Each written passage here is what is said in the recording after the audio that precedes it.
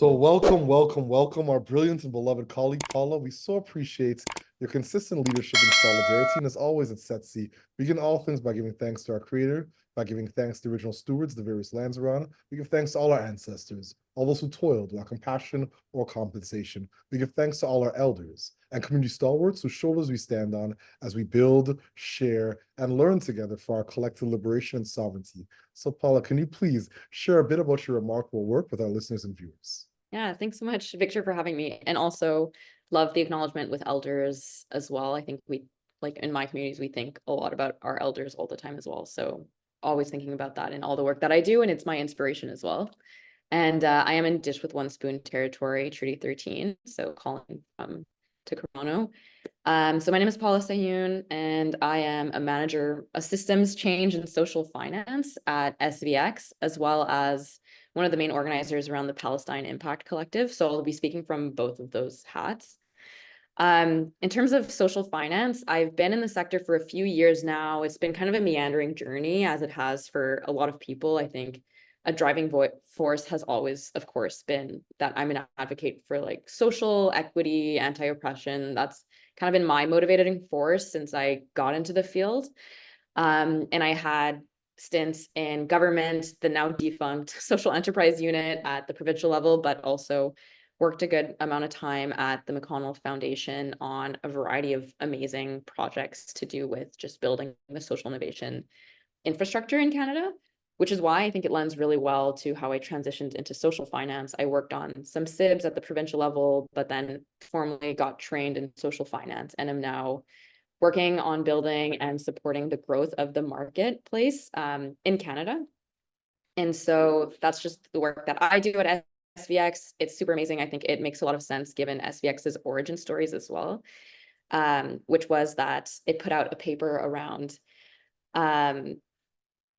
the need to have kind of a stock exchange for social impact opportunities, and then realized quickly that Canada was just not there yet. There was not enough issuers, there were not enough social purpose companies, and there were not enough investors that were in the space as well. So SVX kind of touches on both the issuer investor side. So that's what I do.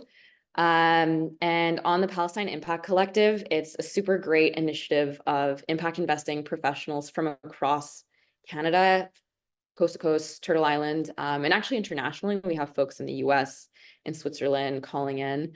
But it's essentially a coalition of practitioners in the social finance, social economy space that have been really troubled by the silence and frustration around inactive occupation and colonization in Palestine, and how so much of active resistance has to do with economic resistance as well. And none of those levers have been actively pulled or even discussed by impact investing and social finance practitioners in spaces, and just troubled and frustrated by how we have the tools. This is what we do every single day. We talk about anti-oppression, we talk about anti-racism, we talk about anti-colonialism, but we don't put it in practice when there's inactive colonization happening right now. So I think a big question that we ask ourselves is, what is our responsibility to decolonization outside of Turtle Island? And so that's something that we organize around, and that I'm happy to talk about today. And we strategically are forming alliances with Indigenous and Black people to free Palestine and to understand like the roots of colonialism affect us all and oppress us all. So our liberation is all linked, essentially. So that's a bit about what I do. And then that second piece is growing, and I think becoming more of a piece to bring into equity conversations for social finance and to remind ourselves of the work. Why are we doing the work that we're doing every day? Thank you so much, Paula. I appreciate your candor and your leadership.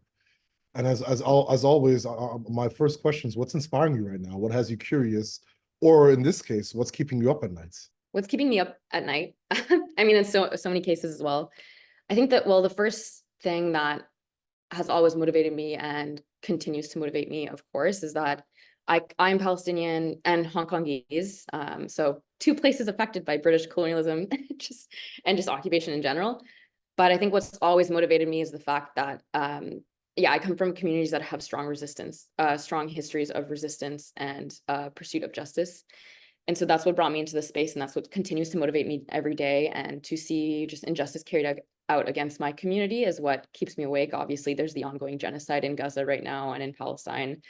atrocious like crimes against humanity and against innocent people in the West Bank and in Gaza, and in just that has been happening for 76 years. It's not anything recent. So that keeps me up at night for sure. But the resilience of my community and of people that stand up against all odds, against like the status quo, the zeitgeist of the moment, popular opinion, to just really stick close to their values, and not even in spaces where there is danger around organizing and, you know, putting yourself out there, do it anyways because they believe in justice and they believe in that value system. That's what inspires me. And I feel like a lot of the people in the Palestine Impact Collective just deeply, deeply inspire me. It reminds me also that I think sometimes in impact investing, we combat even internally a lot of senses that we might be impact washing or dealing too much with like traditional economic capitalist systems that we want to change to better support marginalized communities. And like these people coming, seeing them organize every week, all of us together, just reminds me that I think we do have a lot of room for activism in the sector. And it's so inspirational to see like the smart and compassionate minds that are in this space that are focused on equity, redistributing wealth, and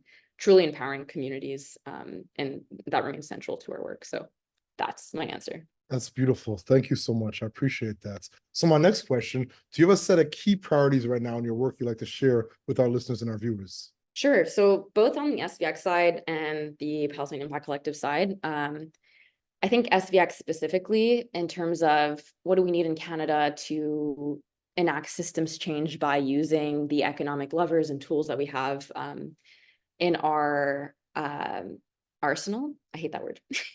in our toolbox is essentially just collaboration and building and relationships. So I think my priorities are always to continue building that out and trying to be more strategic as opposed to responsive. We have amazing systems partners and funders in the ecosystem that allow us and work with us to fund projects that bring more wealth to marginalized communities, entrepreneurs, that allow us to build an infrastructure around community finance organizations. For example, we have the Towards accelerator that launched a couple of weeks ago, and applications are now closed, but that is meant to kind of support that network of local and community serving community finance institutions.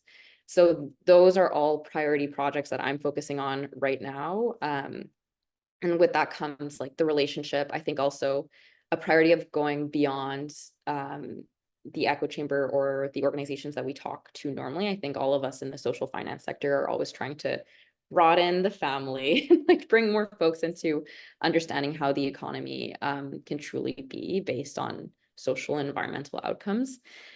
And I think a priority also is just to have like translatable learning. So, you know, Canada, we are our own ecosystem, but we also exist in this beautiful planet. And there are so many other jurisdictions around the world that are doing really, really great work. And I know everybody always points to the UK, but I'm not actually talking about the UK. I'm talking about places where innovation thrives most, where it's the ones where communities are resource straps and most innovative. So places that are traditionally seen as lower income or emerging economies like Colombia, Mexico, many countries in sub-Saharan Africa, like Rwanda is really great as well. And just across the world, learning from these different case studies. So I think that's a priority for me going into the new year, as well as leading more into social finance models that are, as I said, regenerative and focused on community ownership more than just having wealth in the same hands as we have seen them in the past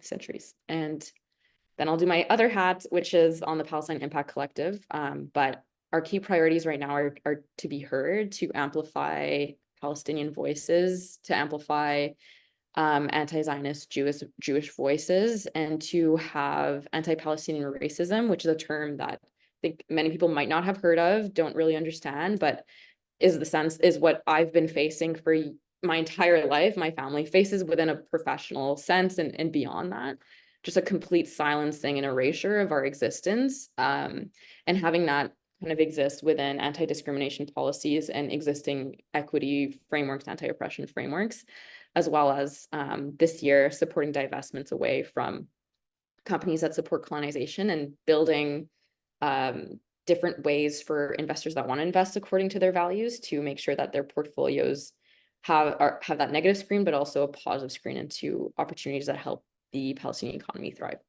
Incredible. Thank you so much once again for all the work that you're doing and to advance work that obviously is generational, and that impacts so many lives. So once again, I just appreciate your candor, your transparency, and all the work that you're doing on behalf of so many. So my next question is, what is your ultimate goal and what does success look like and feel like to you and your colleagues? I like, yeah, I don't know necessarily what I guess I could sum up my ultimate goal or what like a beautiful vision is, but I feel like I have so many different action items that I would like the sector to embrace on both the points on growing the economy, the social economy, but also on um, helping to make sure that we don't support colonization and that Palestine becomes free.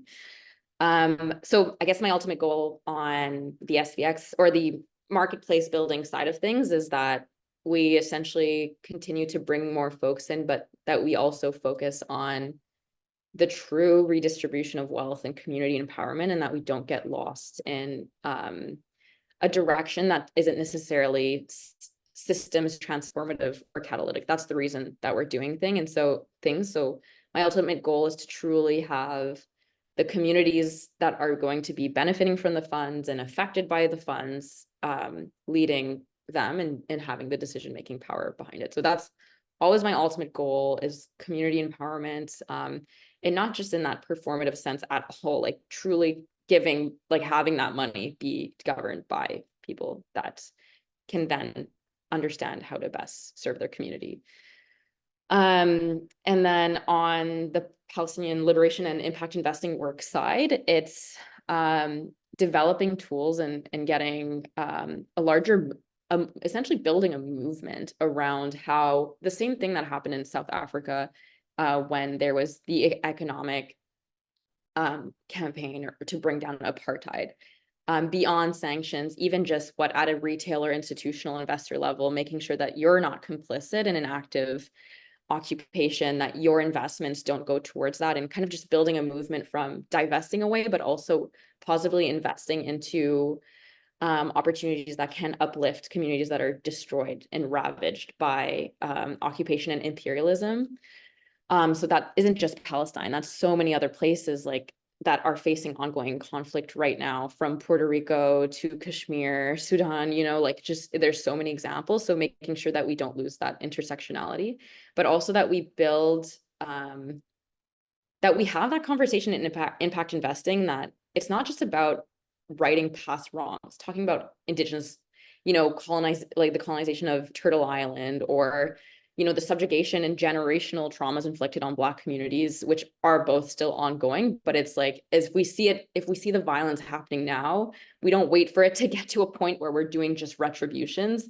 We are actively stopping it. So that's my ultimate goal, is to contribute to this movement and build community around stopping injustice as it's happening. So I have a whole bunch of other things, but I'll just focus on that. Indeed, indeed. So do you have any closing thoughts or calls to action for our listeners and our viewers? You shared quite a few, but I want to definitely give you the space and room to be able to share any closing thoughts or calls to action for our listeners and our viewers.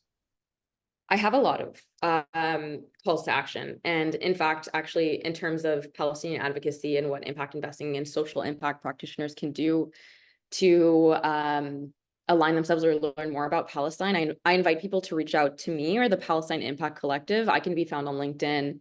We're going to be launching the collective. We have a public launch event planned for a month or two from now. So I invite everybody to that, but also just to connect with us to learn more. And I want to invite the ecosystem to be, instead of being reactive or passive in our responses, to cultivate a culture of active engagement against injustice, and to really look at the power dynamics that exist, that the privileges that we have, and to truly uplift marginalized voices and not just do it in the way that is performative or surface level. I think we are at a moment in time where the legitimacy of our sector kind of depends on how we respond to this, and it hasn't come up to bat, to be honest.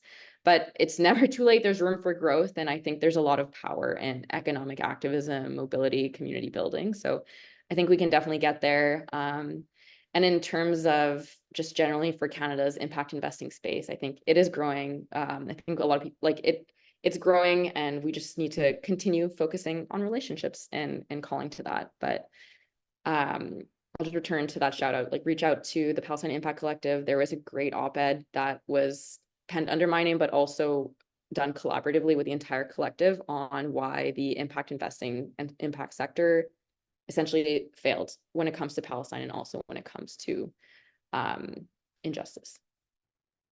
Thank you so much for your leadership and speaking truth to power.